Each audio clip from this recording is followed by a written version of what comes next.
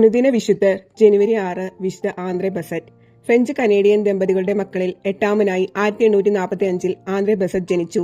12-ാം വയസ്സിൽ മാതാപിതാക്കൾ നഷ്ടപ്പെട്ട ബസറ്റ് ദത്തെടുക്കപ്പെട്ടതു മുതൽ കർഷക തൊഴിലാളിയായും ചെരുപ്പുകുത്തിയായും കൊല്ലനായും മറ്റും ജോലികൾ ചെയ്യേണ്ടി വന്നു.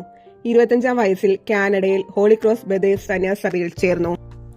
അനാരോഗ്യ കാരണത്താൽ അവിടെ തുടരുവാൻ സാധിച്ചില്ല. എന്നാൽ മെത്രാന്റെ ഇടപെടൽ വഴിയായി അദ്ദേഹത്തെ തിരികെ സ്വീകരിച്ചു.